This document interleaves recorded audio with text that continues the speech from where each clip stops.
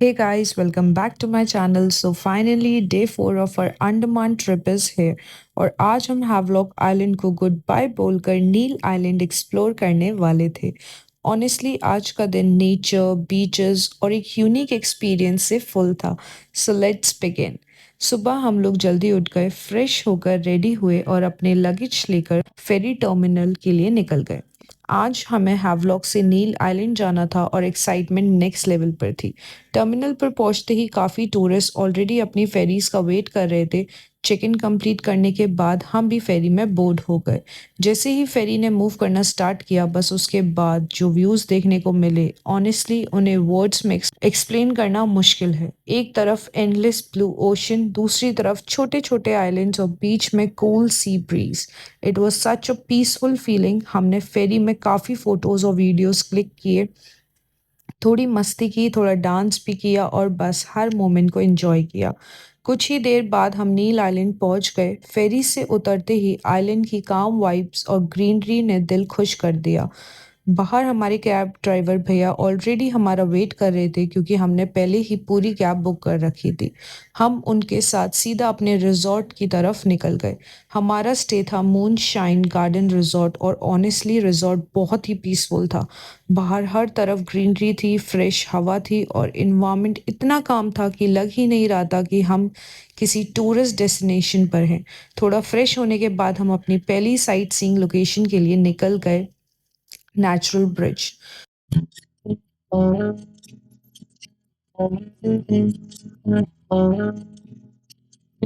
Natural bridge तक पहुंचने के लिए हमें थोड़ा वॉक करना पड़ा। रास्ते में एक छोटा सा लोकल मार्केट भी था जो काफ़ी क्यूट और कलरफुल था। वहाँ लोकल हैंडीक्राफ्ट और छोटी छोटी शॉप्स देखने को मिली।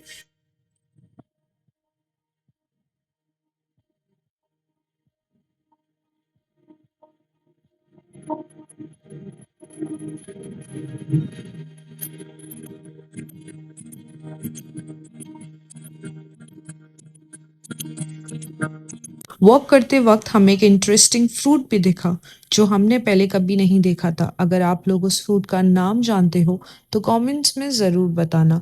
जैसे जैसे हम आगे बढ़े वैसे वैसे पाथ थोड़ा डिफिकल्ट होने लगा। वहाँ का एरिया काफ़ी मडी और स्लिपरी था। हमारे ड्राइवर भैया ने पहले ही वार्निंग दे दी थी, अपनी स्लीपर्स या शूज़ बिल्कुल मत उतारना वरना इन्फेक्शन का रिस्क हो सकता है। और सच में उस मडी एरिया को क्रॉस करना इतना इजी नहीं था। हर स्टेप बहुत केयरफुली रखना पड़ रहा था क्योंकि ज़रा सी मिस्टेक और सीधा स्लिप।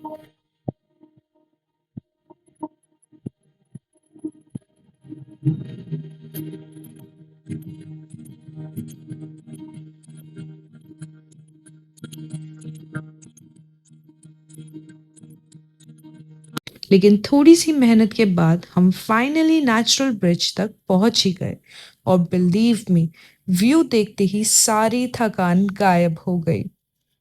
नेचर ने खुद से जो ब्रिज क्रिएट किया है वो देखकर सच में सरप्राइज हो जाते हो।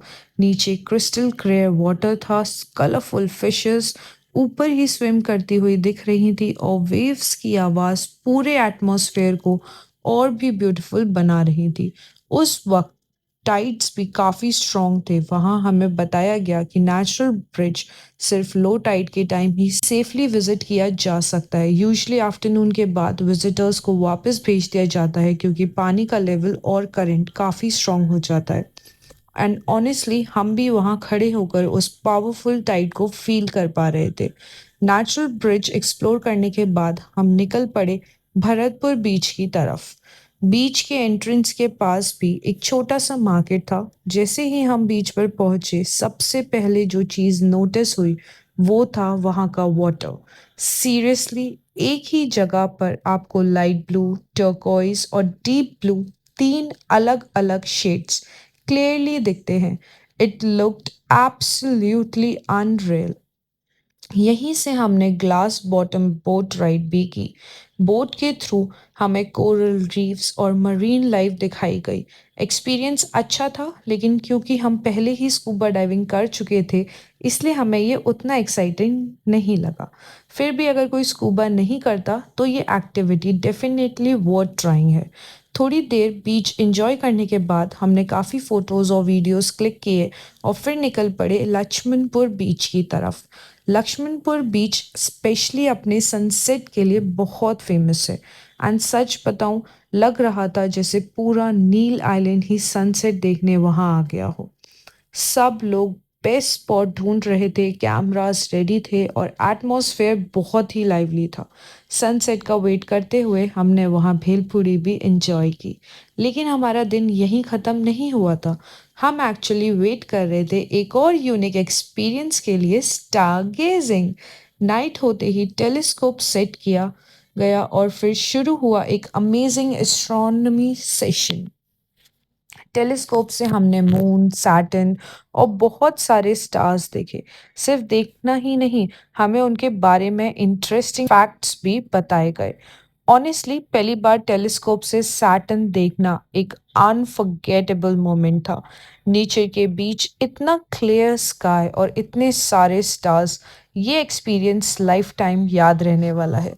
और इसी ब्यूटीफुल मेमोरी के साथ हमारा डे 4 एंड हुआ।